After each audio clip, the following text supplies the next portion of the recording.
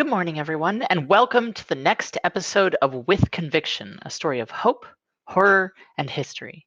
My name is Rain, my pronouns are she, her, and I am your GM for this adventure. With me are my tired heroes for this campaign. Why don't you all introduce yourselves?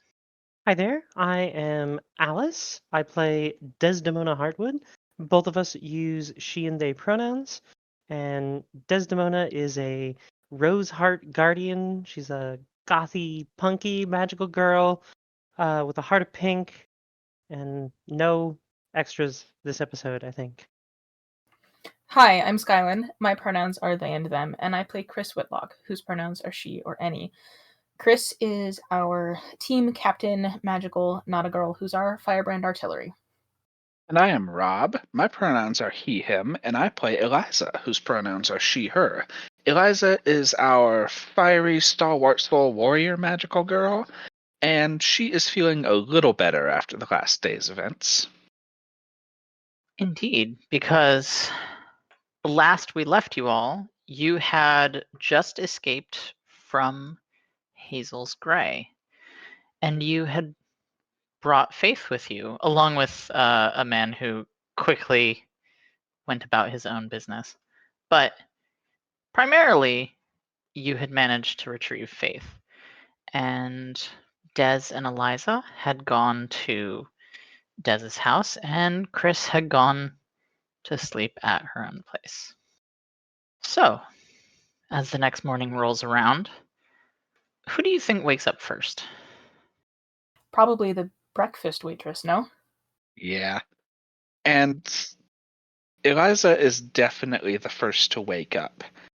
And when she does, the very first thing she does as she sits up in bed is pull the curtain aside and check on the little couch bed she made up for Faith up in the pool house.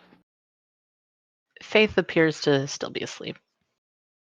There's a relieved sigh, and Eliza pulls the curtain back to get dressed. Not long after that, and this is probably no later than like 6 or 6:30, there are noises coming from the kitchen in Desdemona's house. Des, do you hear this? I think Des would wake up for breakfast, even if normally she wouldn't be awake this early. So, as Des comes down the stairs and turns the corner into the kitchen, Eliza, what does she see? Uh-oh. Well, the worst part about it is probably the egg situation. Eliza may have had a few cooking lessons from Morgan, but there are some places she hasn't improved. The eggs were apparently just cracked and then left in the garbage disposal side of the sink. The eggs themselves were poured out, but the shells are all just piled up there. Something appears to be on fire, but given that Eliza is just calmly looking at it, that's apparently intended. And the smell of bacon from the air fryer seems to be the only thing that's actually functional right now. She just looks up and says, "Hey, Des." Des takes in the whole scene and then kind of stares at the thing that's on fire. And it's like, so some kind of breakfast flambe or Oh, no, these are pancakes. mmm. Here, let me. And Eliza inhales and then tries something. She exhales a puff of frost, which is new for her, but she seems to have managed it. And this frost apparently counteracts the fire. And the pancakes, well, the pan itself, the fire goes out. The pancakes are there, but given the uneven cooking from one side of them being very burnt and the other side still being kind of runny, you get the sense that magic and cooking might not mix at all. Yeah, I'm pretty sure the pan has warped of its own accord due to that temperature change. Oh, Yeah, no. definitely. I hope that wasn't Ah. nonstick. Eliza just looks up the pen. It was nonstick. Oh, that's really bad. I know Eliza's magic and all that, but that you should not be breathing that. Okay, so maybe this was a bad idea. But I couldn't get the pancake recipe to work when I tried it normally. What do you mean you couldn't get it to work? It's pancakes. Like, pancakes aren't supposed to be crunchy, and they came out crunchy. I have I I don't This is why I'm front of house at work. yeah, I'm surprised they let you in the kitchen, Eliza. Oh my goodness. Eliza just gives up, and she scrapes the very uneven pancakes into the trash. Just okay. I really wanted to bring Faith breakfast, and I wanted it to be pancakes, but I guess it's just eggs and bacon. Des looks at the eggs. Are they horribly burned? Actually, the eggs haven't been started yet. They're just sitting in a bowl. Apparently, she was waiting until she had the pancakes ready. I see. Not a bad play overall, but are they is there eggshell at all in these eggs? Apparently, at least one of Morgan's lessons stuck. Okay. There's no eggshell in the actual bowl of egg. Okay, that's something at least. Des does little bit of cleanup so that things are functional again, and goes, "Okie dokie, let's maybe do this together." And I'm not a great cook, but I can make some eggs. Let's do that. If you want, we can make some pancakes. There's probably another nonstick in here somewhere. Eliza just looks at Des and then looks out the window up at the pool house and then wraps Des in a hug. Yeah, Des hugs her back. Aww. And I feel like maybe we pass the camera to Chris. So, Chris, how do you wake up? How does the morning find you? We see the sun streaming in through Chris's windows, and for once it's not landing on her face, and that's because her wings are covering her body. Chris is tossing and turning, and eventually just enough light gets through that she wakes up. And as she does, that transformation breaks, and she only notices because of the flash of feathers that discorporates for half a second before she's fully awake.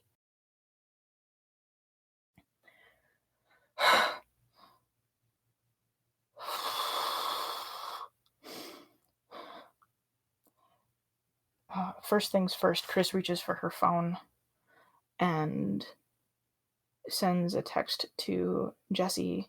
It reads, "Nightmares again." She repeats this text to the original Pancake Squad chat as well.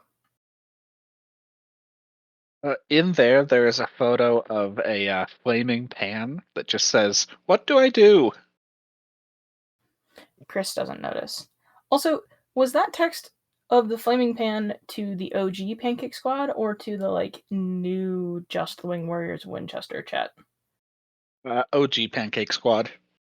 Which means Hazel did see it, I guess, if she's checking her phone. Chris spends a few very shaky minutes trying to breathe and get through the process of waking up. And eventually she puts her feet on the ground. She tries to stand up and then she just sort of slumps next to the bed, head on her knees. And she sits there for a few more minutes before she finally gets up. and starts putting herself together. Your phone buzzes. There's a text from Jesse. Want to talk? Chris responds almost immediately. Yes. And can we go climbing?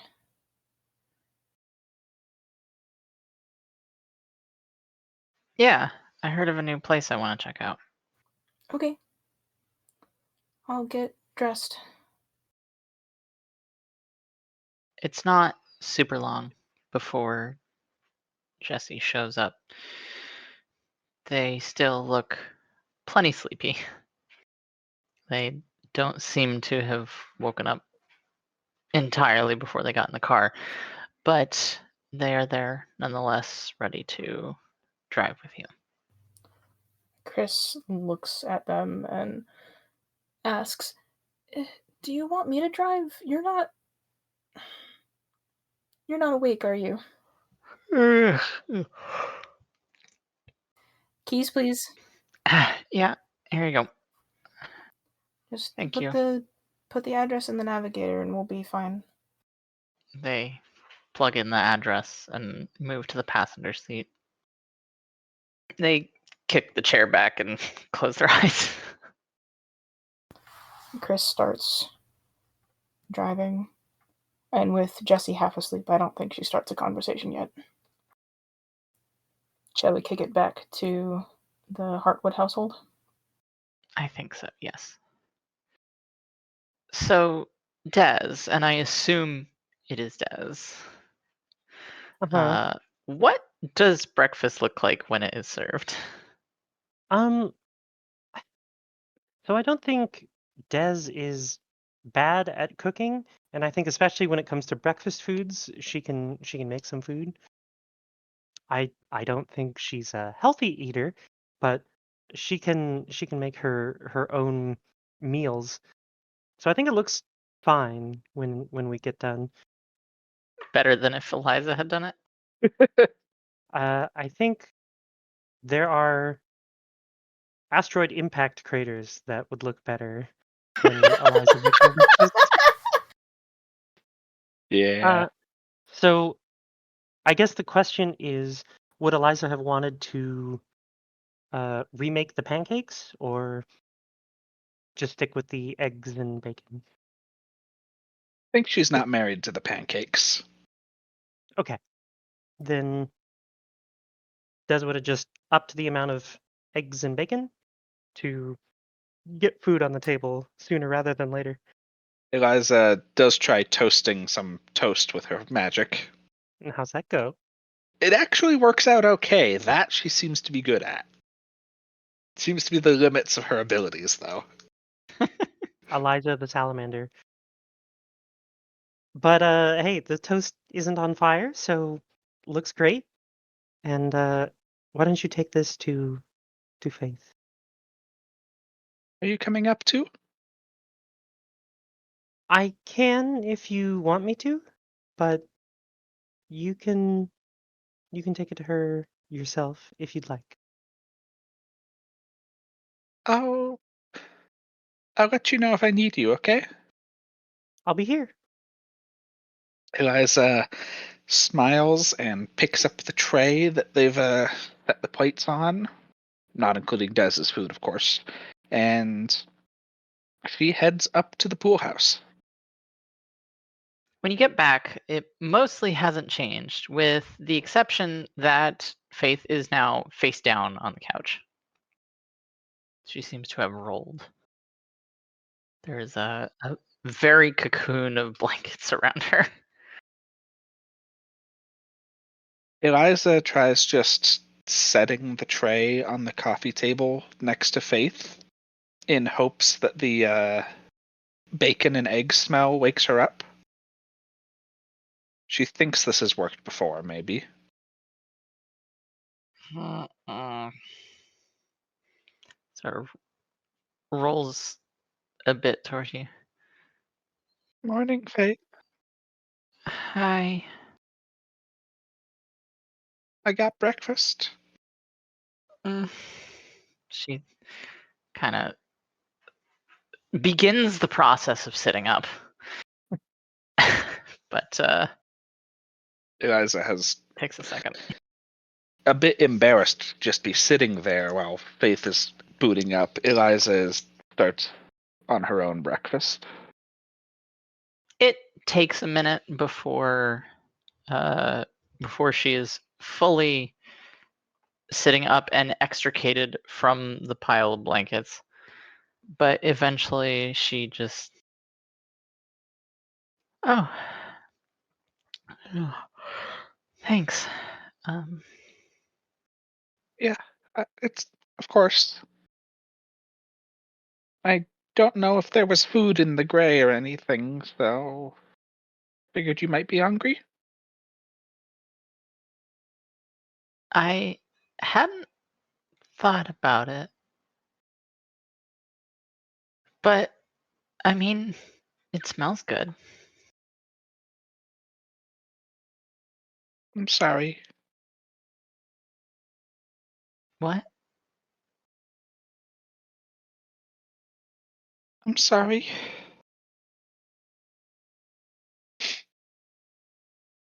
Eliza looks down at her hands for a moment, just sets her silverware down. I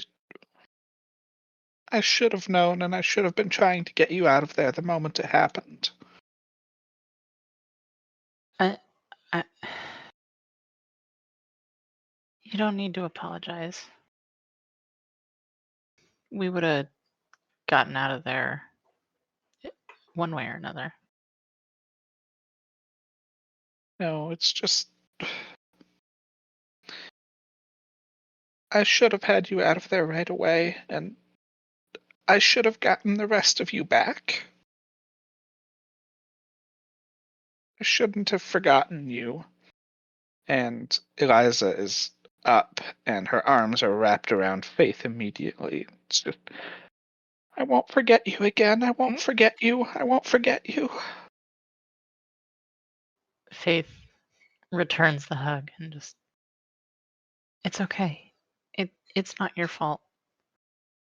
We can go back to fix things together, right? Eliza pulls back and nods.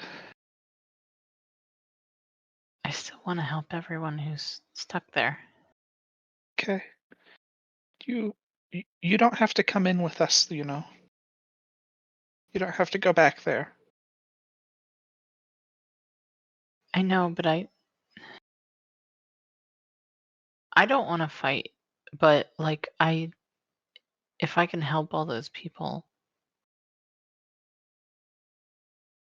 Okay. So, you ever had toast cooked with magic? No, no, I don't think I have. And I feel like that's where that bit ends. Yeah, I was about to say. So, Chris, Driving. why don't you roll with your conviction? Okay. That's... Hold on. I have to look at that. Hold on. Chris is at 4 darkness right now. Good God. And that's a 10 on the dice. Whoa. Yeah, that'll do it. That's just about as high as you can go. Hey, GM, does a 30 hit?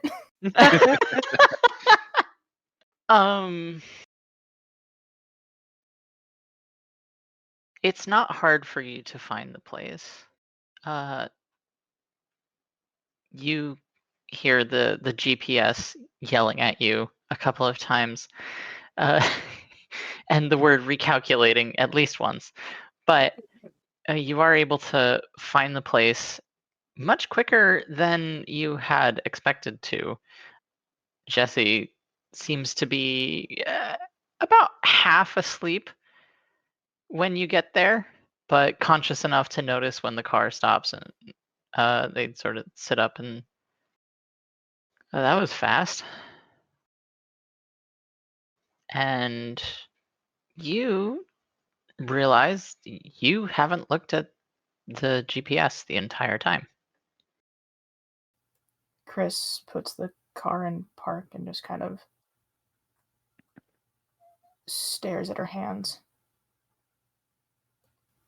Jesse, Yeah. the thing happened again. You're gonna have to narrow that down. Which thing? You remember how I made it home without looking at the navigator? Yeah. Oh. Wait, I've have you never been here been. before? No? Jesse squints at you. What is happening?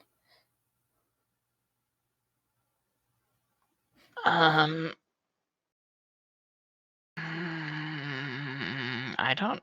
If I had to guess, I think it might have something to do with the weird shit that you've been up to. But I could be wrong.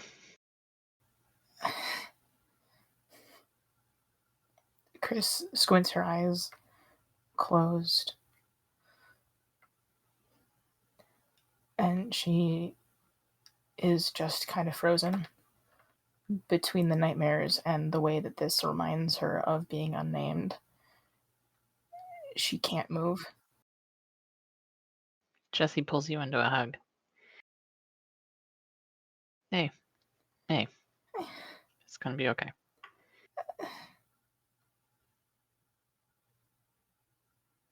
I'm supposed This to is be able not. to. This is not bad. How do you know?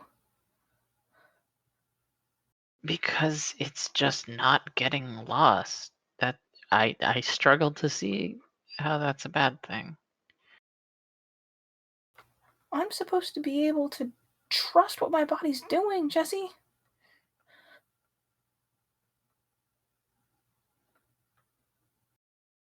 And why aren't you? Because it keeps doing shit that I don't understand. Jesse squeezes you in the hug, and sometimes we don't have all the information, but we still gotta trust things. And kind of wraps you on the noggin. You gotta trust yourself. There's a few seconds where Chris says nothing while her lips and chin wobble and she squeezes her eyes shut again before pulling out of the hug and just getting out of the car. She finds a patch of grass to sit on and just pushes their hands into the earth. Jesse joins you and sits a respectful distance away.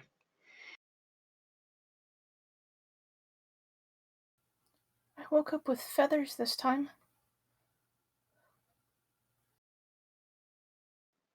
Yeah? Chris shakes for a moment and then takes a steadying breath.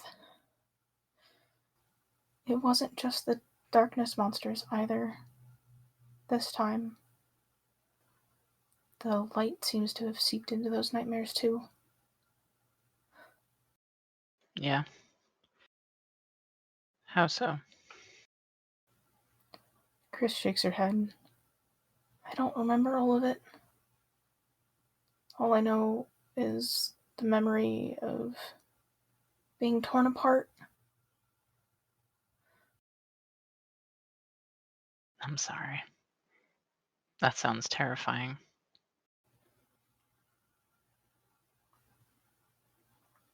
She kept her promise, though. Hazel, I told you we saw her in that gray. It's hers. She promised she'd have my back. And I waded into a mob of monsters and she came through. She stopped them before I could get really hurt. Yeah. Chris pulls her hands out of the earth and shakes them off. The dirt sort of clinging under her fingernails. How do you feel about that? There's a long moment where Chris is silent and sort of staring at her knees, which Jesse's familiar with. This is the processing time that is required for Chris to figure out what's going on emotionally. Eventually, she says, "Hopeful?"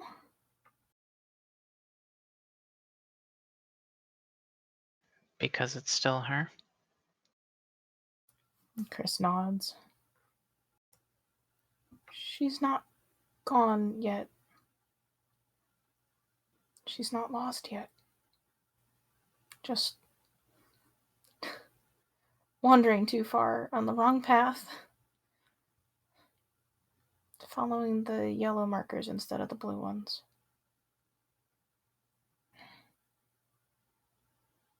It hurts, Jesse. She hurt so many people. And she fights us every step. And yet, you still love her, don't you? Yeah.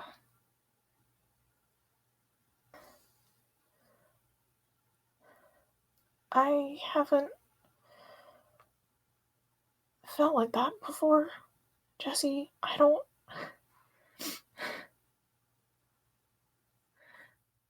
fall in love with people. Jessie smiles and tilts their head a bit. That's not how it works. You think you might be learning something new about yourself? Chris rolls over towards Jesse and just plops in their lap. I don't know what to do with that swirl of messiness. I got so used to being okay with just loving my friends and dealing with the misunderstanding on their end, but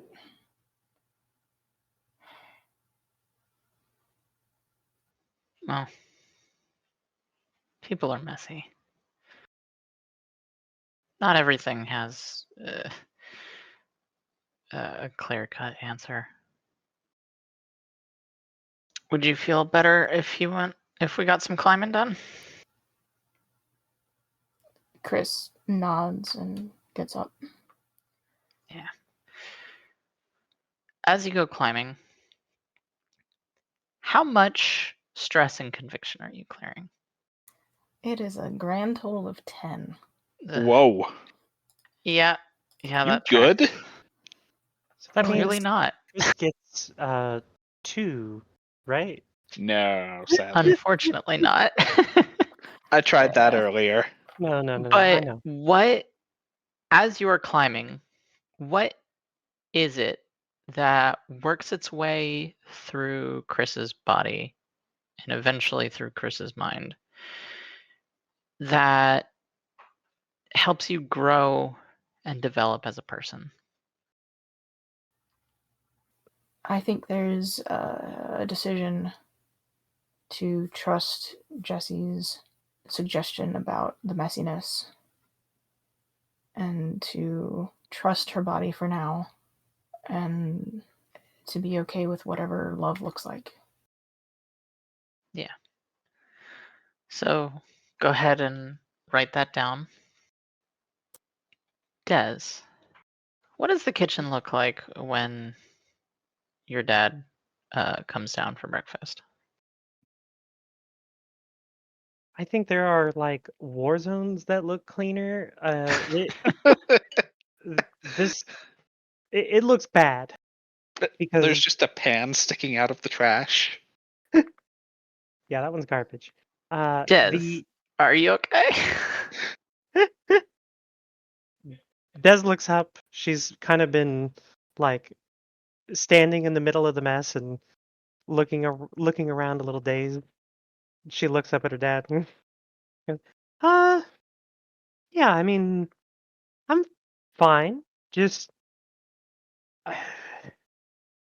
look, I know I'm messy when I cook, but this is uh a step Eliza beyond. got into the kitchen, didn't she? Just a bit. She wanted to make Faith something. Okay. I could have helped. I would Lots have of people could helped. have helped. It definitely. I think we would not be down a pan if one of us had helped. How? Okay. So you know how I have magic, Uh-huh. and you know how Eliza has magic? Yes. Do you know what Eliza's magic does? Uh, Fire, I think. Fire. I'm afraid of where this is going, but It's please continue. yeah, I'm pretty sure it's going exactly where you think it's going. She set the pan on fire, um, in a strange attempt to make pancakes. That's not. I am going to check the smoke alarm because I should have noticed that, No, I but disconnected that ages ago. uh, uh, okay, we're gonna talk about that later, but You can control fire. It's fine. it's not fine. But let's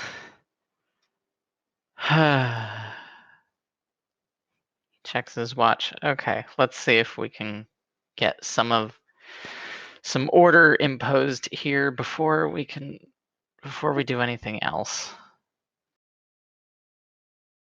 Oh God. uh, yeah, definitely. I will obviously help clean all this up. Um, but I'm happy you're home and I get to spend time with you. He smiles. Yeah, even if it is repairing the kitchen. Also, there's no more eggs and bacon. Okay, I'll add those to the list. We ate some of them, and some of them were sacrificed to the great fire god.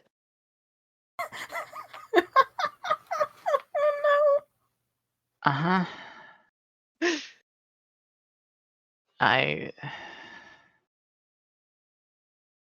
You know what? I'm not gonna ask. Probably better.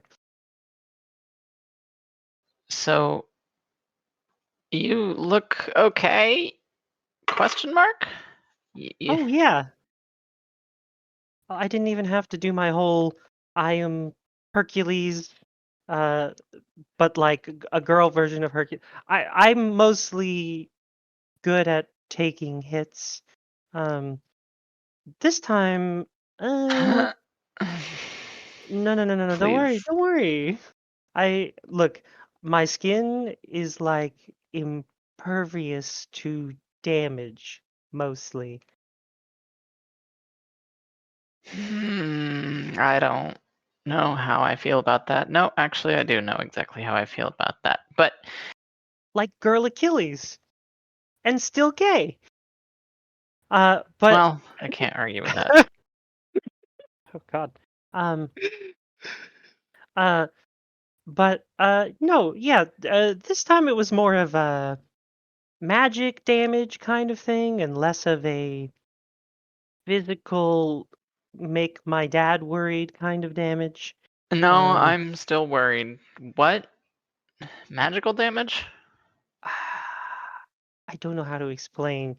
Um, they talked real good at us, and I fell over. Uh, is this something you want to talk about with your therapist? Oh, I mean, I feel like that would mean explaining magic to my therapist, which there's a lot of things that Could be Zoom a is, little disorienting, yeah. yeah. Among the many things that Zoom is good for, um, properly conveying magic, real magic, is not among them. Uh, uh, Regardless, I'm fine. I just need to hang out a little bit, and like I told you, and then I'll Okay, go. when you say you are fine or are you fine? Hmm. Um. A few years ago, I wouldn't have known the difference. Um. I'm. She pauses to actually think about it. I'm actually fine. I the stuff we're dealing with right now, it's kind of like, have you ever gotten into an argument with anyone online? I have better things to do with my time, but I have gotten into arguments not online. Des snaps her fingers. Right, you do real things. Okay, sometimes when you talk to, like, a politician or something, uh, Huh? you know that no matter what you do, you're not going to change their mind. Hmm. Mm, depends on what you say. And honestly, how you say it sometimes. Sure, And I how mean, well they like you. And there's a lot of things that go into it. oh, for sure. I just more mean there's not like sometimes when it's down to the way people think, there's not really there's no guarantees, and you can kind of get a feel for when someone just isn't going to listen. Um, and this is kind of what it feels like with our friend right now. Did you meet Hazel? Hazel, yes. Yes, I did. She was over here the other night when you were all beat up. Right. Right. And Okay. you said you had been shot. Yeah, but importantly, magic bullet. So I'm Is fine. this like a magic bullet that talks real good at you, or No, no, no, no, no.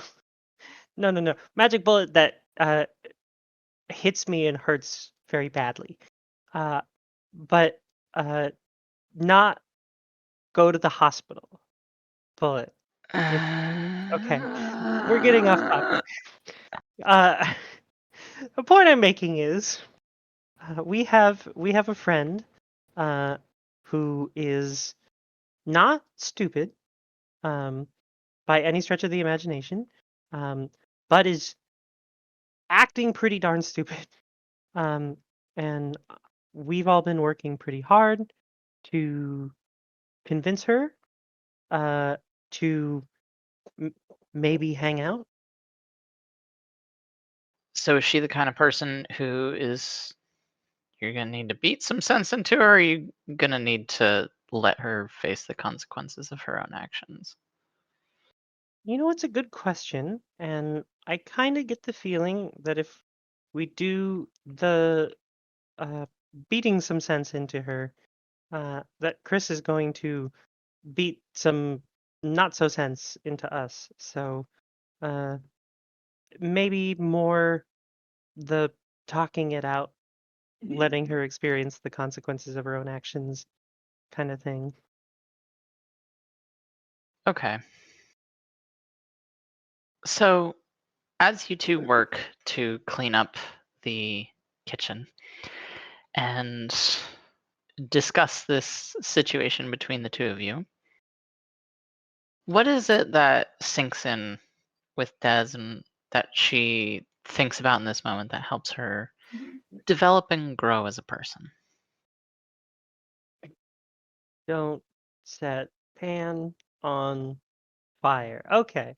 No, hmm. I am not certain. I think it's very much along the lines of being reminded that, like, I can't necessarily convince people, but I can still still try to support them and be there for them and expect better of them. That makes sense.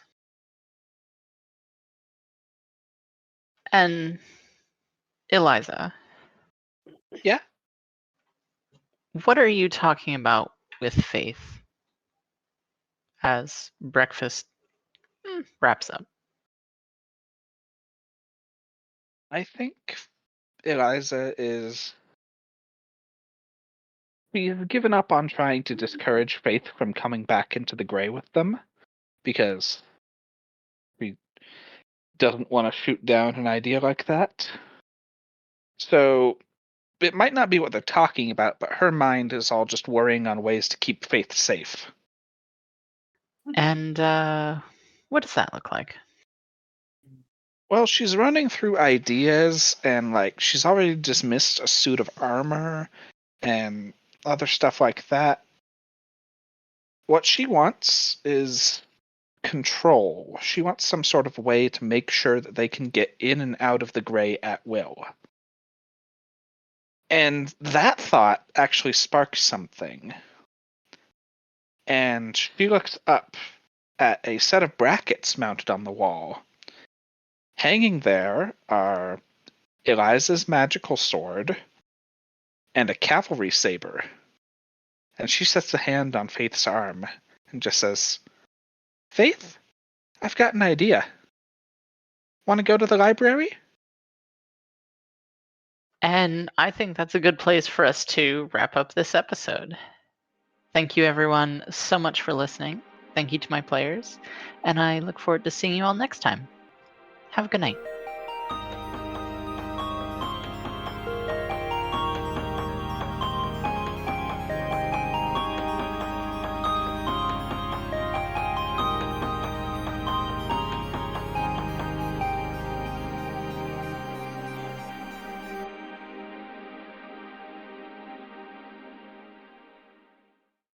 Thank you again for joining us on this adventure.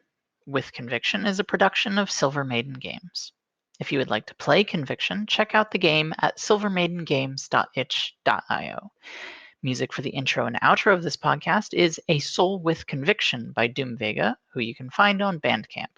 Music within the episodes is by Rachel Rose Mitchell, who you can find on Bandcamp and Spotify. All rights to the music are retained by their original artist. Production and editing are done by myself and the With Conviction cast. Thank you all. This would not be what it is without you. You can find this podcast on Spotify and YouTube or silvermaidengames.wordpress.com.